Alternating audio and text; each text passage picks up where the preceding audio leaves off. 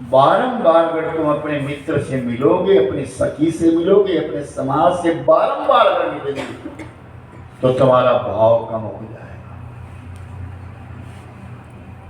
मैं उठ करके अगर तुम्हारे कमरे में चला जाऊंगा ना, वहां बैठ करके कुछ खाना पीना शुरू कर दूंगा ना, जिस दिन ऐसी स्थिति हो जाएगी उस दिन तुम मुझसे प्रेम नहीं करोगे, तो मुझे नॉर्मल मान लोगे। मैं तुमसे बिलक क्यों रहता हूं, अपने कमरे में किसी को रखता क्यों नहीं, उसमें कारण है। फिर मैं तुम्हारी तरह बन जाऊंगा, मेरे लिए तुम्हारे पास आदर नहीं देगा, मेरे लिए तुम सम्मान मानोगे। और कभी कभी मेरे पास आओगे तो मैं भी समझूंगा ये भी हमारा। अगर रोज मुझसे मिलोगे तो मेरे लिए तुम नॉर्मल हो जाओगे। गुरु से मिलने को कहा है कभी कभार, ऐसा शास्त्रों का लेख है, नित्य नहीं। सुदामा के लिए बारंबार कहती थी सुशीला जाओ जाओ जाओ, लेकिन सुदामा कहता मैं अपनी पूजा में रोज मिलता हूं। तो कहा प्रत्यक्ष मिलकर के तो आओ। तो सुनिए सुदामा का एक वाक्य था। सुदामा ने कहा था प्रत्यक्ष मिलन की अपेक्षा मानसिक मिलन उत्तम होता है, मन से मिलना अच्छा होता है, क्योंकि मन से मिलने से त्रुटियों का पता नहीं लगता। जब प्रत्यक्ष मिलोगे तो एक दूसरे की त्रुटि कमियां नजर आएगी, और जब कमियां नजर आएगी तो मन में प्रभाव आ जाएगा। समझने वाली बात। जब हम रोज रोज मिलेंगे तो हमारा भाव कम होगा। सुदामा कहते जब मैं प्रत्यक्ष जाऊंगा ना तो 20 कमियां मैं ढूंढूंगा और 20 कमियां वो ढूंढेगा। इसलिए हम मित्र हैं, दूर बोल रहे हैं अच्छा है। दूर के ढोल सुहाने लगते हैं, नजदीक अगर ढोल बज जाए तो कानों में पीड़ा देता है। ये तत्वार्थ कथा कहते हैं इसके लिए, एक आध्यात्मिक कथा, इसका नाम है आध्यात्मिक कथा। इस कथा को सब सुन नहीं सकते। पुस्तक तुम भी मजबूरी से बैठे हो, गुरु जी ने बिठाया है, ऐसे तो नहीं है कि गुरु जी ने जबरदस्ती बिठाया, सुनना ही पड़ेगा। नहीं, ऐसा नहीं। ऐसे होंगे तो तुम दोबारा नहीं आओगे। दोबारा वही आएगा, चाहत वही है। कड़ी की वही इच्छा करता है जो पसंद करता है, मालपुआ वही मांगेगा। फिर कहें मेरे भाई साधु की संगत संशय कटे। किसी सज्जन की, पहले कहा था अज्ञानी की संगत करोगे तुम्हारे अंदर का ज्ञान चला जाएगा, तुम भी वैसे चंचल बन जाओगे। अगर साधु की संगत करें तो तुम्हारे मन का संशय दूर हो जाएगा। बहुत सारी ऐसी चीजें जो हमारे संशय रह जाता है मन में, तो जब किसी महापुरुष के सामने जाते, अच्छे लोगों के बीच में रहेंगे तो संशय दूर हो जाएगा। उतरी गए वो मेरे मन का संसार जब ते दर्शन पाए, ठाकुर तुम शरण आई आए। ऋषि मुनियों के पास जंगलों में लोग क्यों जाया करते थे?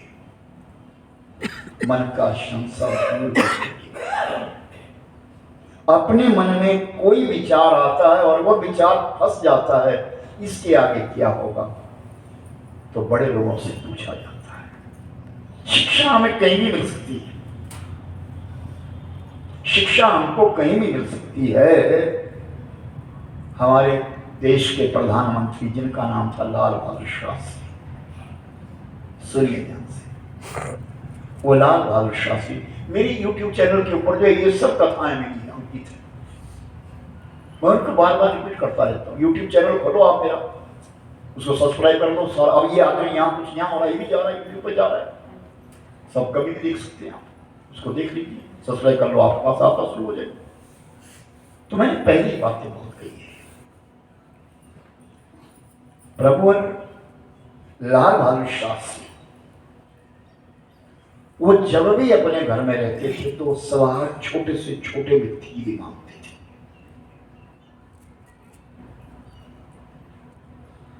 कई लोग विचार करते हैं हम क्या पूछे, शिक्षक को क्या मालूम है, ये पियोन है हमारा, ये हमारा नौकर है, इसको क्या मालूम होगा, या वो मेरा ड्राइवर है, उसको क्या मालूम होगा इस बारे में।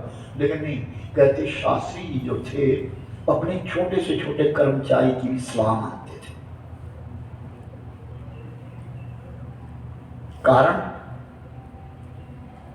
एक दिन किसी मेहमान ने पूछ लिया, शास्त्री जी ने किसी सेवक को बुलाया, उससे पूछा ये काम कैसे होगा, तो कहा ऐसे करे महाराज ऐसे हो जाएगा। तो वो व्यक्ति जो उसका मित्र आया, उनका मित्र आया, वो बड़ा आदमी है, वो कहता है क्या छोटों के मुंह लगते हो, ये तुम्हारे नौकर चाकर है।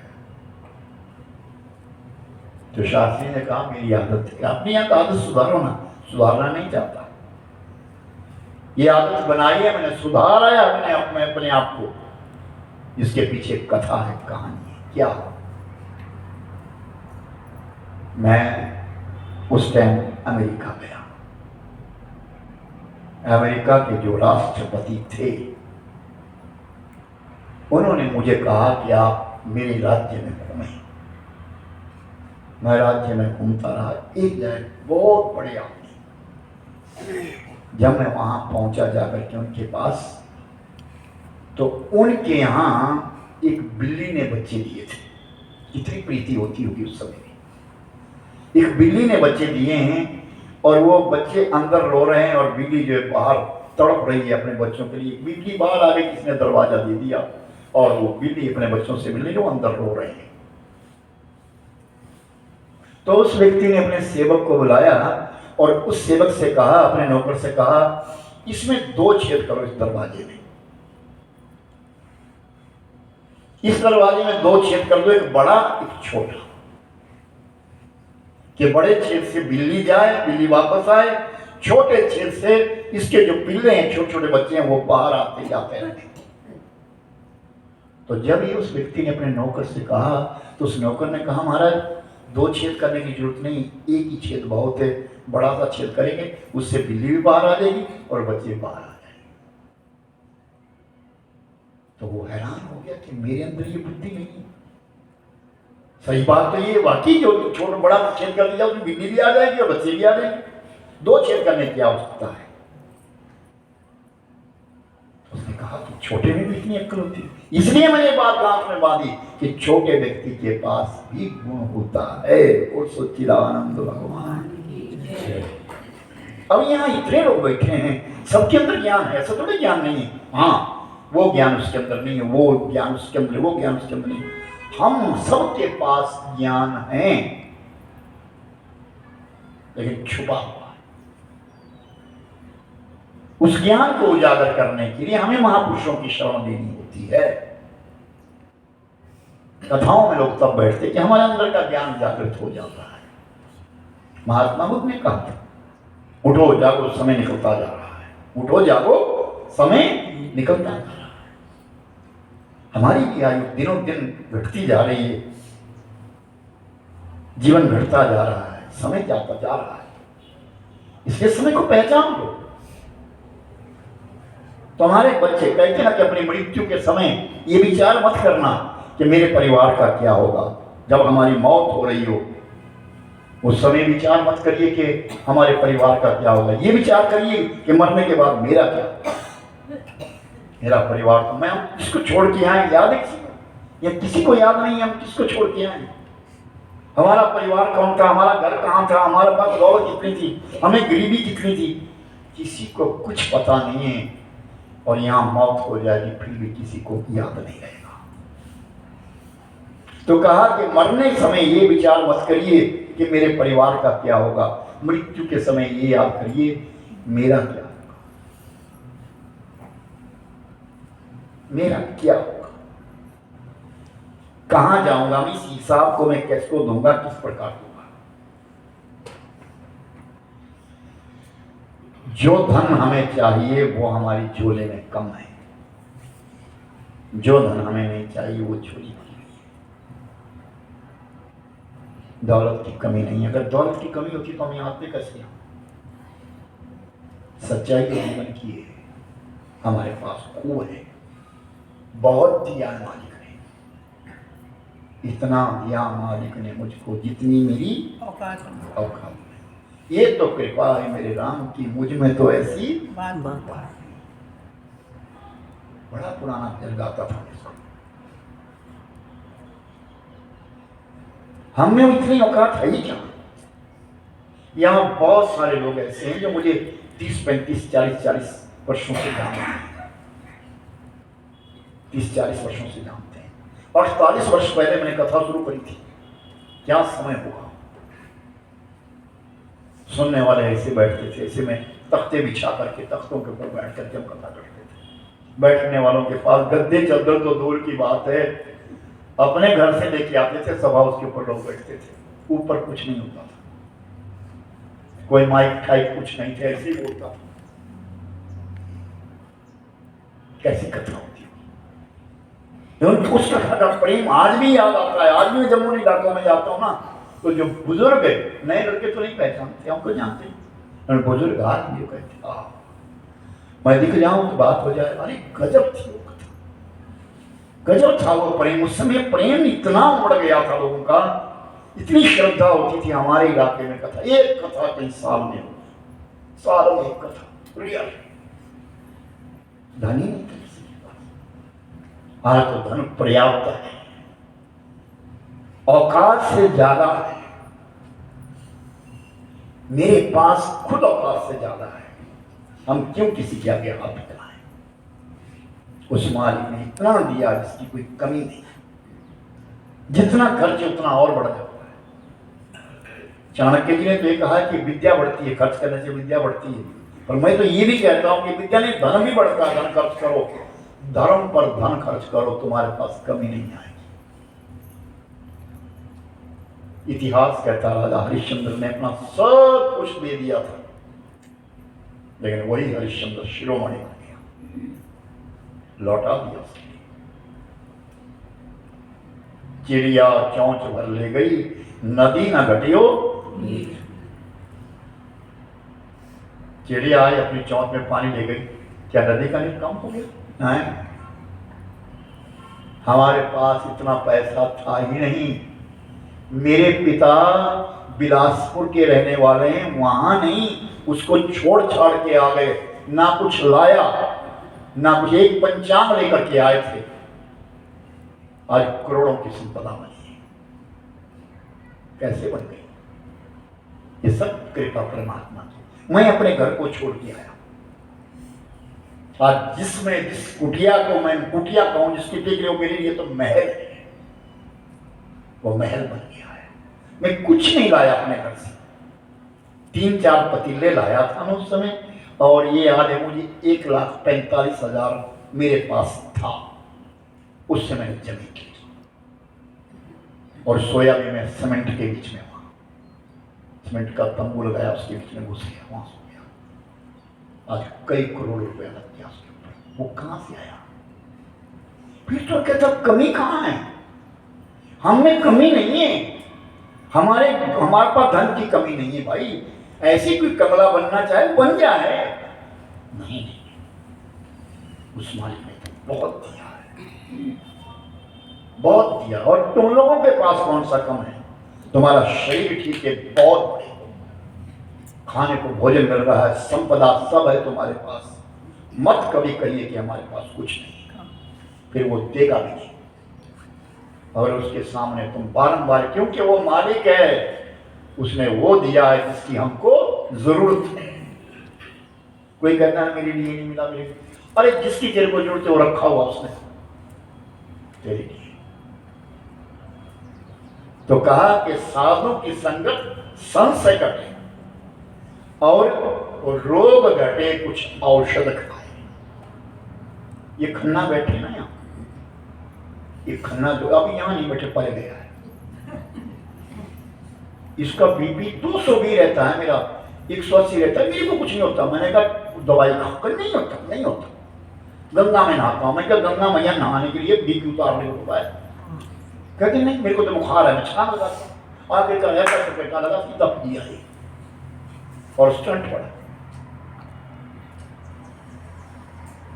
मत न कर। और रोग घटे कुछ औषध खाए।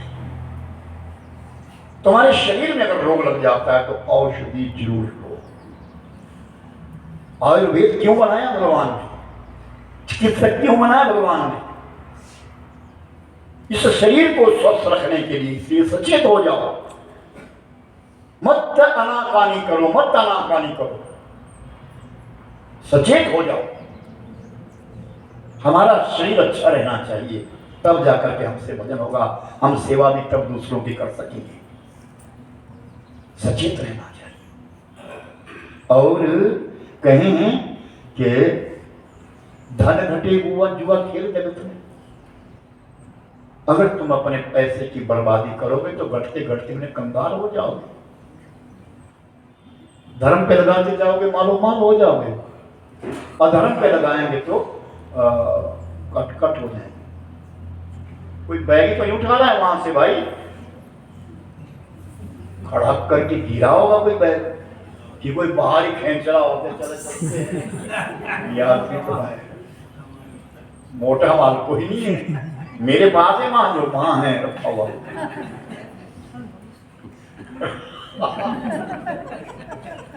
क्या मौज आ जाए अगर मेरे पैसे चोरी हो जाए।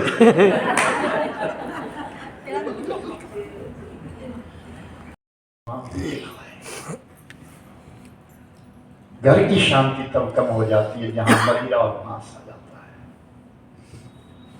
जिस घर में मदिरा आ गया, मांस आ गया, वहां शांति ढूंढने नहीं मिलेगी, वो कलह कसर हो जाएगा।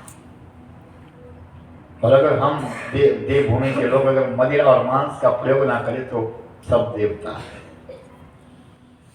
सब देव है, देवभूमि के रहने वाले देवता है। इसलिए दीनदयाल जी कहे गए हैं, हरि को तेरा दरिद्र कटे, तेरे जन्म जन्मांतर की गरीबी कट जाएगी। हरि गोविंद गोविंद गोविंद के गुण गाए, तू प्रभु का गुणगान कर, मालिक का गुणगान कर, तेरे सब बंधन कट जाएंगे, तू पवित्र हो जाएगा, तू पावन हो जाएगा। ये मेरी अर्जी है, मेरी अर्जी है, मैं वैसी हो जाऊं जो तेरी मर्जी है। ओ मैं वैसी हो जाऊं जो तेरी मर्जी है। ओ ये मेरी अर्जी है, ये मेरी अर्जी है, मैं वैसी हो जाऊं जो तेरी मर्जी है। मैं वैसी हो जाऊं जो तेरी मर्जी है। लफ्जों का टोटा है,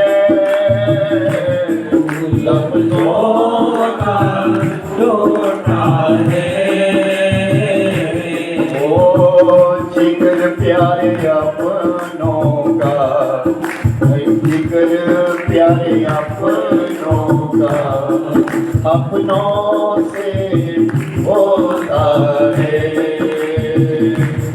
ये लफ्जों टोटा है, ओ लफ्जों का टोटा है,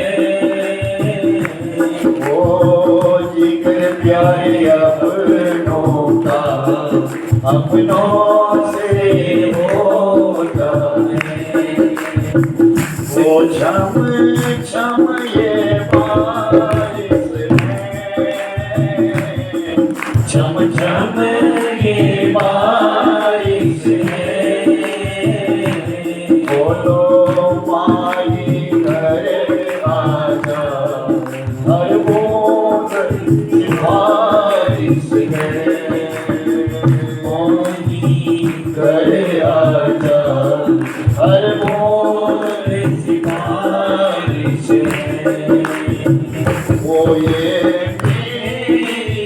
अर्जी है, ये मेरी अर्जी है,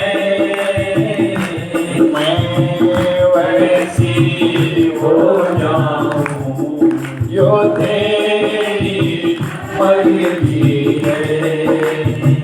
ओ मैं वैसी हो जाऊं जो तेरी मर्जी है, जो तेरी मर्जी है। मैंने कब कहा कि तू दुनिया का माल मुझे दे दे? मैंने कब कहा कि तू दुनिया का माल मुझे दे दे? लगी है फांस इस दिल में, उसे निकाल दे। मुझ गरीब का ऐ श्याम सुंदर प्यारे एक ही सवाल है, जो कुछ तेरी समझ में आए वो मेरी झोली में, जो कुछ तेरी समझ में वो मेरी झोली में डाल। मैं कुछ भी मांगू वो मत डालो, पर जो तेरी समझ में आए वो डाल। बता तेरे मुख को कौन खोलता है? बता तेरे मुख को कौन खोलता है? तू बोलता है या मुख बोलता है? तू बोलता है या मुख बोलता है? बता तेरे मुख को कौन खोलता है? बता तेरे मुख को कौन खोलता है? ये मैं की आवाज आती कहाँ से? ये मैं की आवाज आती कहाँ से? कौन है वहाँ पर आती ये जहाँ से?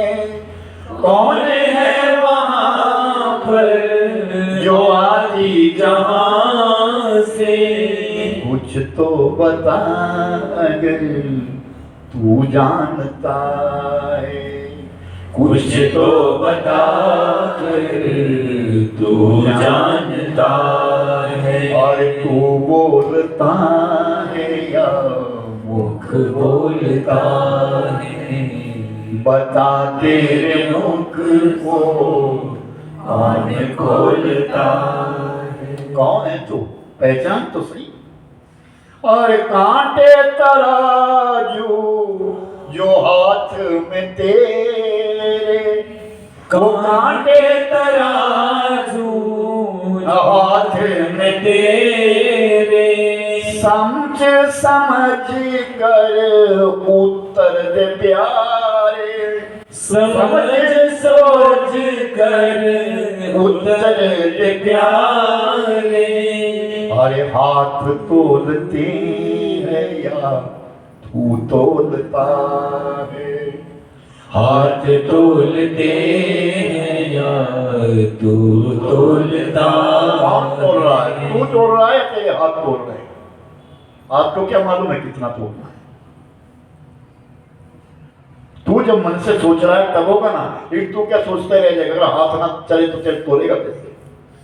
हाथ तोलते हैं या तू तोलता?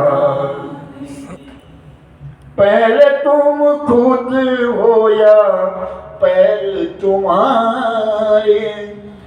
पहले तुम खुद हो या पैर तुम्हारे?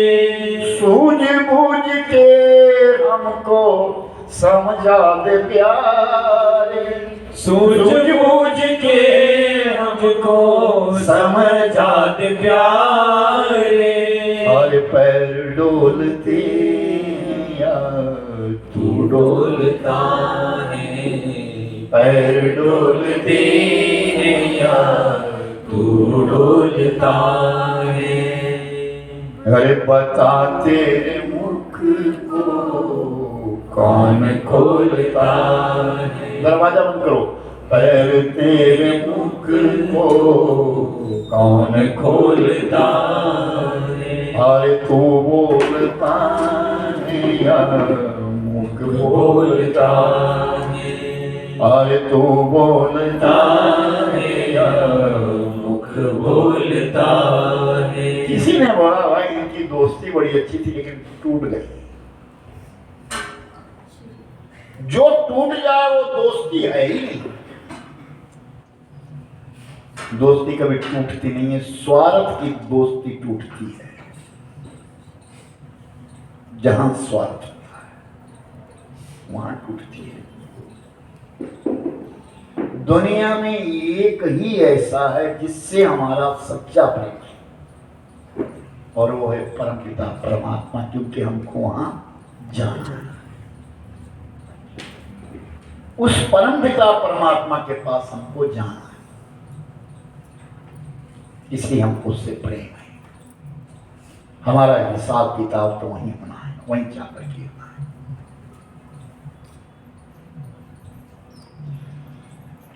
दक्षिण दिशा के बीच में एक ब्रह्मगिरी है। उस ब्रह्मगिरी के ऊपर ऋषि मुनियों का एक समूह रहता है और उस समूह के बीच में गौतम नाम के ऋषि रहते हैं। हम अब जहां जाएंगे वहां की कथा प्रारंभ हो गई। त्र्यंबकेश्वर भगवान, बोलिए त्र्यंबकेश्वर भगवान की जय। घुश्मेश्वर की कथा कल आप लोगों ने सुन ली, भीमा शंकर की कथा सुन ली, आज त्र्यंबकेश्वर की कथा सुनी। उस ब्रह्मगिरी के ऊपर, देव पर्वत के ऊपर, उस दक्षिण दिशा के बीच में जो ऋषि मुनियों का समूह रहता है, वहां गौतम ऋषि रहते हैं। अपनी पत्नी अहिल्या के संग रहते हैं और बड़े प्रेम से भगवत भजन करते हैं। जीवन में निस्वार्थ भाव से, कोई स्वार्थ नहीं। कहा ना, भक्ति निष्काम होनी चाहिए। निष्काम भक्ति में अगर कोई त्रुटियां हैं तो भगवान उसको क्षमा करते हैं,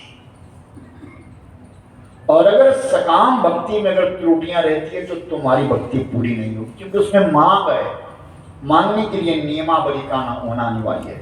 हम यहाँ 2 टाइम रोटी खा रहे हैं, 3 भी खा रहे हैं, बिस्किट भी खा रहे हैं, हर चीज खा रहे हैं, क्योंकि हमारी भक्ति सकाम नहीं, निष्काम है। हमने ये नहीं मांगा है जब हम चले के हमारे को ये मिले, हमारे को ये मिले, हमारे को ये मिले। नहीं नहीं नहीं, नहीं। हम निष्काम भाव से आए हैं। मैंने कहा ना, लगी है फांस मन में उसे निकाल दे, हमने कब मांगा है तुझसे, जो तेरी मर्जी में आए वो झोली में डाल दे। हम मांगने नहीं आए, खाली होने आए हैं, अपने विकारों को यहां छोड़ने आए हैं। कुछ पाने नहीं आए, खोने आए। तो ऋषि मुनियों के सानिध्य में बैठ करके वो तप साधना करते हुए गौतम ऋषि महाराज अपने परिवार के संग में रह रहे। एक पुत्र है उनका जिसका नाम है सदानंद, और वो सदानंद जो है राजा जनक का पुरोहित है। सीता का विवाह पढ़ने में अग्रसर हुए थे। ऋषिवर गौतम अपनी धर्म पत्नी के संग में उस पर्वत के ऊपर रहते हैं, उस ब्रह्मगिरी के ऊपर उपासना करते हैं। अखाड़ पड़ गया। 6 वर्षों तक अगर जल ना बरसे तो मेरे भाई बहन हरियाली सूखनी शुरू हो जाती है। 6 वर्ष और चारों तरफ हाहाकार मच गया। 1 साल बीता, 2 बीते, 3 बीत गए, और 12 साल का काल पड़ गया। धीरे धीरे करके जितने पशु पंखी थे वो उस ब्रह्मगिरी को छोड़ने लगे। पक्षी वहां रहते जहां हरियाली होती है, और जहां हरियाली ना वहां पक्षी नहीं रहते। हरियाली वहां होती है जहां पानी होता है, जब पानी नहीं रहा तो हरियाली खत्म हो गई, तो पक्षियों के चहचहाने की आवाजें आनी बंद हो गई। इसका अर्थ ये हुआ कि पक्षी वहां से पलायमान कर गए, चले गए, दूर दूर दिशाओं में निकल गए कि कहीं पानी मिलेगा वहां चले गए। तो जितने ऋषि मुनि थे वो भी सब धीरे धीरे धीरे करके निकल गए, लेकिन गौतम ऋषि नहीं गए। गौतम ऋषि ने वरुण का वाहन किया और वरुण देव की उपासना करी। 1 साल बिता दिया, दूर दूर के क्षेत्रों से पानी ला ला कर ब्रह्मगिरी में पहुंचाते रहे। 1 साल की तपस्या के पश्चात वरुण प्रसन्न हुए तो वरुण सामने आए तो गौतम ऋषि ने कहा जल वर्षा हो, अकाल पड़ गया, जल वर्षा हो। तो वरुण ने कहा मैं जल नहीं बरसा सकता। नींद लगी है, क्या बात है तुम लोगों को, खचड़ पचड़ शुरू हो गई। शांत होकर बैठे रहो, बस ऐसे सुनते रहो, जबरदस्ती भी सुनाऊंगा। जाना कहाँ, वहां तो साड़ियां टक गई है। जाना कहाँ, बाहर ठंड है अभी। 2 बजे तक कथा करेंगे। हैं जी, 2 बजे तक कथा करेंगे। कथा तो मैं कभी भी छोड़ दूंगा, पर मैं चाहता हूँ कि तुम्हारा समय थोड़ा सा ये ले लूँ, मैं त्र्यंबकेश्वर की कथा करूँ, उसके बाद जैसे बताऊँ। तो वरुण ने कहा ये व्यवस्था मेरी नहीं है, जल मैं नहीं बरसा सकता, ये तो देवराज इंद्र का काम है। तो महाराज जल पीने को नहीं है, आप वरुण के जल के देवता है, आप मेरे लिए जल प्रदान कीजिए। तो वरुण देव ने कहा 1 हाथ गड्ढा खोदो, 1 हाथ लंबा, 1 हाथ चौड़ा, 1 हाथ गहरा, और उस गड्ढे को पानी से भर दो। उस गड्ढे को मैं उस गड्ढे के बीच में बैठ जाऊंगा और जितना तुमको चाहिए उतना जल दे लेना, लेकिन मैं बारिश नहीं कर सकता। गौतम ऋषि ने कहा ठीक है, व्यवस्था हो गई, पानी पर्याप्त मिलने लगा। पानी निकाल निकाल करके क्यारियों में गौतम ऋषि देने लगे और धीरे धीरे बड़ी उगने लगे। बड़ी कहते जौ के, जौ के हरियाली जैसे ही होने लगी पक्षियों को पता लग गया और पक्षी धीरे धीरे धीरे आने शुरू हो गए। जब पक्षियों के चहचहाने की आवाज दूर कंदलाओं में रहते हुए ऋषि मुनियों ने सुनी, वो भी लौट करके सब ब्रह्मगिरी के लिए आने लगे और ब्रह्मगिरी दोबारा सज गया। जब उस पर्वत के ऊपर से ब्रह्मगिरी के ऊपर अनेक ऋषि मुनि इकट्ठे हो गए और एक कुआं, उस कुएं से पानी भरते तो देवलोक में जाकर के प्रशंसा होने लगी। ऋषिवर गौतम की प्रशंसा देवलोक में हो रही है। ऐसा तपस्वी ऋषि है जिस ऋषि ने अकाल के समय जब बिना जल बरसने की हरियाली कर दी है। और गौतम ऋषि की जय जयकार होने लगी। तो कहे हैं कि तुष्यन्ति साधवा विप्रा मयूरा घन गर्जनई साधवा पर संपत्त्यो च कला पर विपत्तिषु च तुष्यन्ति भोजना विप्रा। ब्राह्मण भोजन करने से ही प्रसन्न होते हैं, लेकिन आज समय बदल गया, दक्षिणा से प्रसन्न होते हैं। भोजन जो मर्जी खिलाओ, अगर दक्षिणा अच्छी नहीं बनी बट कुछ नहीं, दक्षिणा टनाटन चाहिए, खूब चाहिए। लेकिन ये जिस समय लिखा गया उस समय बात सही थी। तुष्यन्ति भोजना विप्रा मयूरा घन गर्जनई। बादल जब गरजते हैं तो मोर प्रसन्न होते हैं, क्योंकि मोर और मोरनी नाचते हैं, और मोर जब नाचता है और अपने पांव की ओर दृष्टि डालता, उसके पांव अच्छे नहीं है तो आंसू बहते हैं, उन आंसुओं को मोर ने पी लेती है और कहा जाता है कि उससे गर्भा हो जाती है। और साधवा पर संपत्ति, मोर बादल के करने पे प्रसन्न होते हैं, ब्राह्मण भोजन के करने प्रसन्न होते हैं, साधु लोग दूसरे को सुखी देख करके प्रसन्न होते हैं।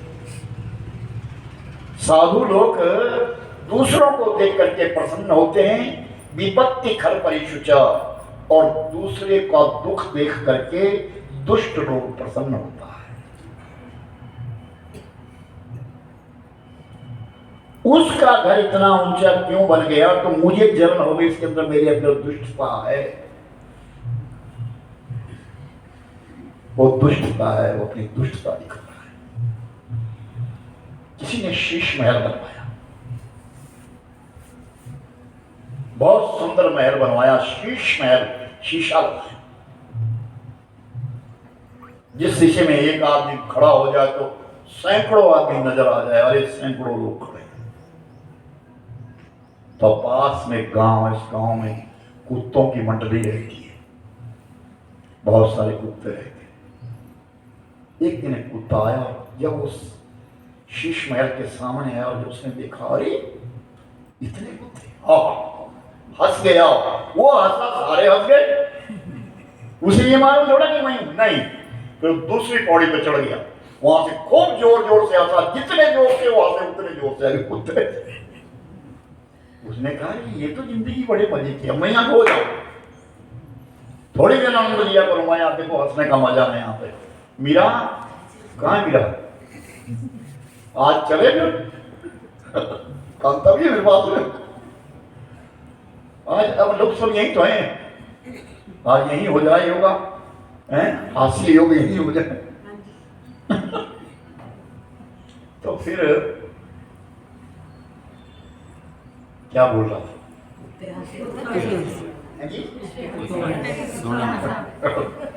दृष्टांत तो याद रहे, कथा बोलती। दृष्टांत कोई भी छेड़ो कहीं से वो बिल्कुल याद रहेगा, कथा नहीं रहेगी। तो कुत्ता गया अपने गांव, उसने कहा अरे ऐसे आनंद लोग आए हैं, हमारा भाईचारा बढ़ गया।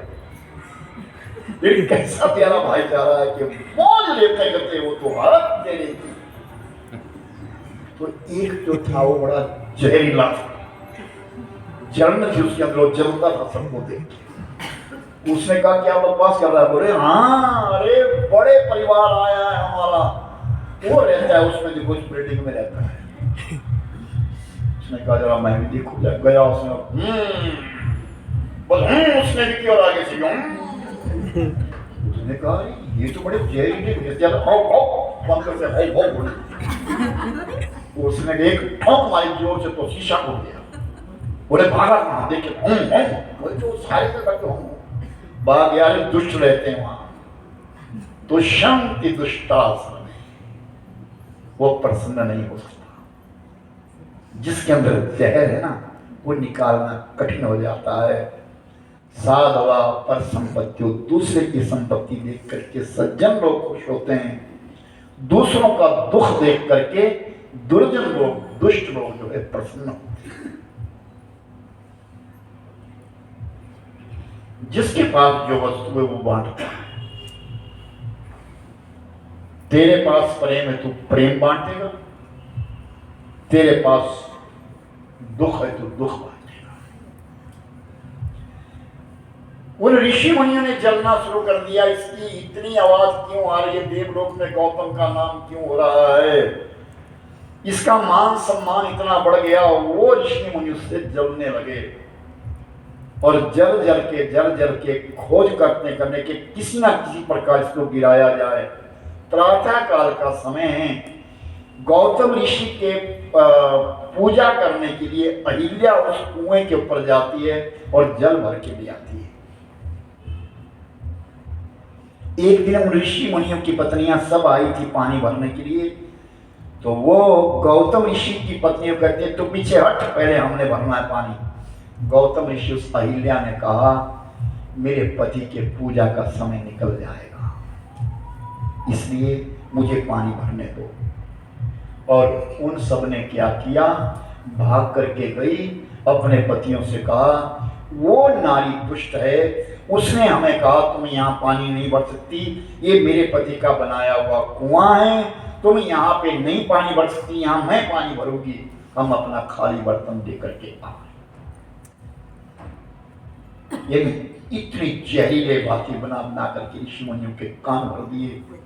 और ऋषि मुनियों ने क्या किया, गणेश जी का आह्वान किया और गणेश से कहा, आप कोई ऐसा कर्म करो कि ये गौतम इस ब्रह्मगिरी से चला जाए, यहां से, इसकी यहां जरूरत नहीं, इसको यहां से चले जाना चाहिए, इसकी कोई घात लगाओ इसके लिए। गणेश ने कहा, क्या कर रहे हो तुम, अपने अंदर ये कृतज्ञता क्यों पैदा करते हो? कृतज्ञता यानी जिसने हमारा भला किया उसका बुरा, उसको कहते हैं कृतज्ञता। तुम ऐसा दुष्कर्म क्यों कर रहे हो? जिसने हमारे साथ भला किया हम उसके साथ बुरा कैसे कर सकते हैं? तो जो व्यक्ति उसके साथ बुरा करता है ना, तो उसको कहीं ना कहीं मार खानी पड़ती है। कहीं कोई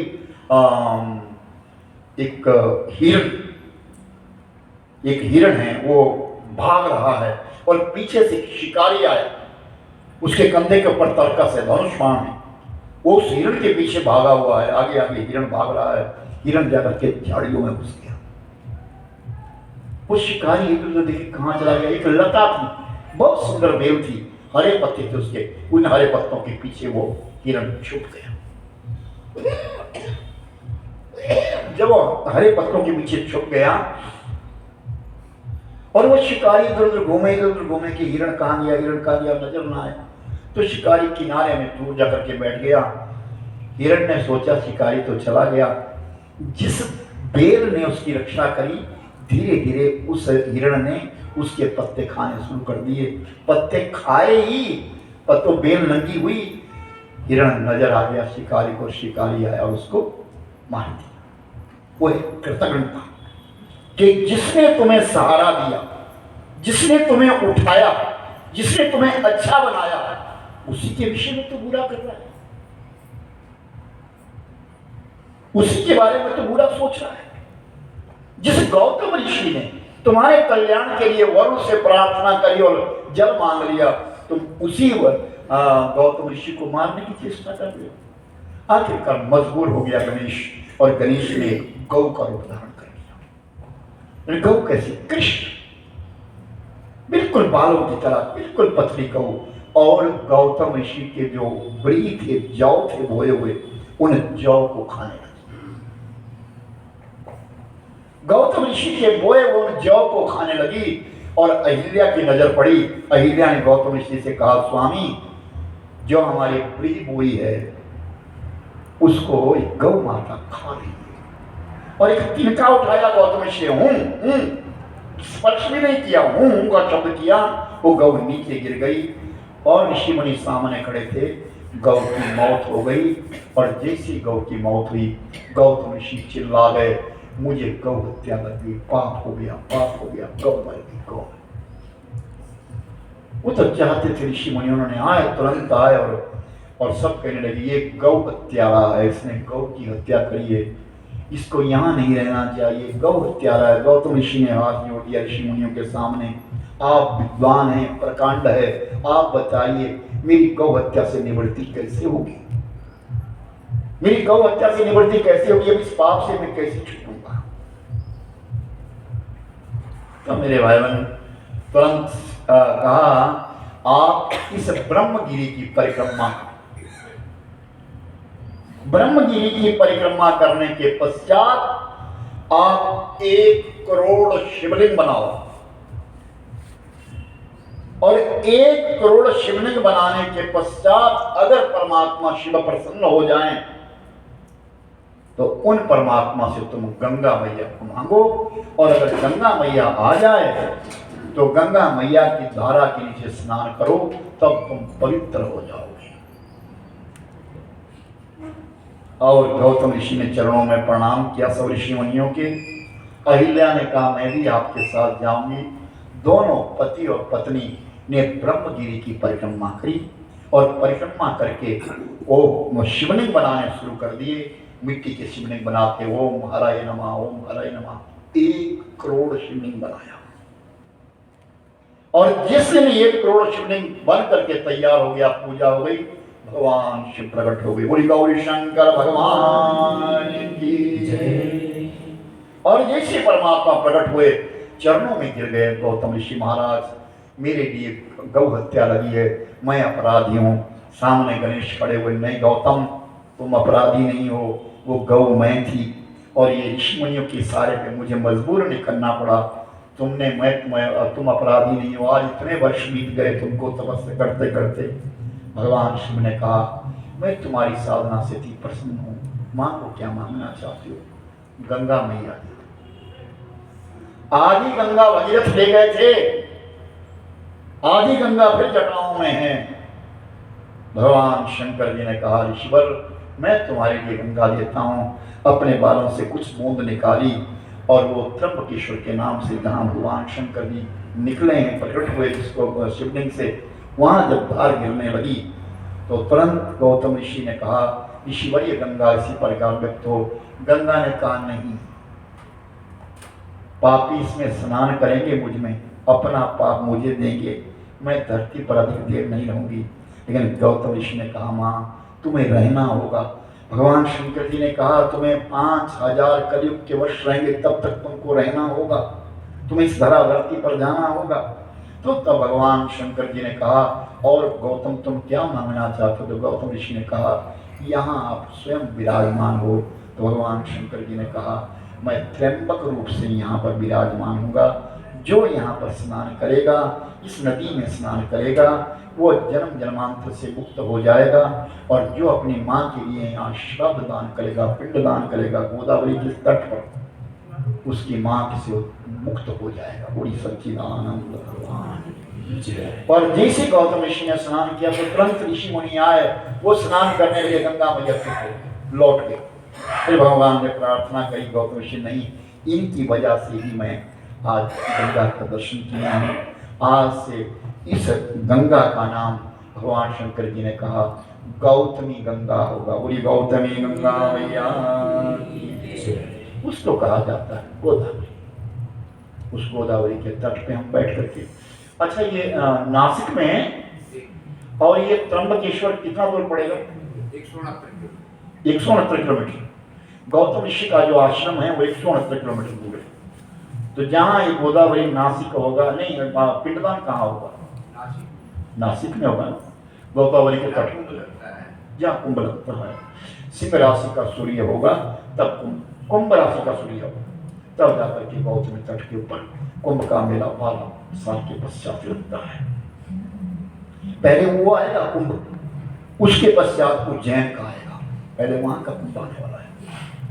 तो वहां हम लोग जाएंगे, दर्शन करेंगे, और गोदावरी के तट के ऊपर नासिक में हम लोग, जहाँ पंचवटी भी वहीं कहीं नजदीक है, पंचवटी भी कहीं वहाँ है, जहाँ सीता मैया रहती, जहाँ से रावण ने हरण कर दिया, वहाँ जाकर के अपनी अपनी माँ के नाम से हम पिंडदान या जैसी व्यवस्था वहाँ होती होगी कोई वैसा करेंगे। सबने साड़ियाँ दे दी है, अपनी ओर से प्रदान करेंगे, ऊपर थोड़ी दक्षिणा रख करके, और माँ से प्रार्थना करना, क्योंकि माँ ने हमको पाला है, माँ ने हमको पाला है। बहुत बड़ा कर्जा होता है माँ का। पिता तो संबंध करता है, लेकिन माँ उदर में पालती है। बहुत बड़ा कर्ज होता है अपनी माँ के लिए। इसलिए आए हैं, और ये भगवान ने हमको मौका दिया है, सब इकट्ठे बैठ करके। देखो बड़ी बात है, यहाँ इतना इकट्ठा साथ रहना कठिन होता है, और हजारों किलोमीटर से आए हैं, हजारों मील दूर से आए, उस देवभूमि से आए, और यहाँ आए तो बड़ी श्रद्धापूर्वक, भावनापूर्वक हम लोग इस कार्य को कर रहे हैं। आज जैसे मैंने आपको बताया, अभी सब भोजन करेंगे, जैसे भोजन बनेगा, और भोजन करने के बाद प्रसाद सबको यहीं बांट देना। नहीं, ये नहीं, रात का तुम्हारे लिए डिब्बे मिल जाएंगे, अपने रास्ते के लिए शाम को अपनी ट्रेन में खा लेना। ट्रेन में मत लेना, देखो ट्रेन में खा लोगे अगर तुम लोग ना, कहीं बीमार ना हो जाए, बस ये ध्यान रखना, क्योंकि ट्रेन का जो अन्न है वो बीमार कर सकता है। आज नहीं, आज पाठ नहीं करूंगा, नहीं, ये मैंने बांट दिए थे कल ही बस। गुरुजी एक प्रश्न है, हाँ अपनी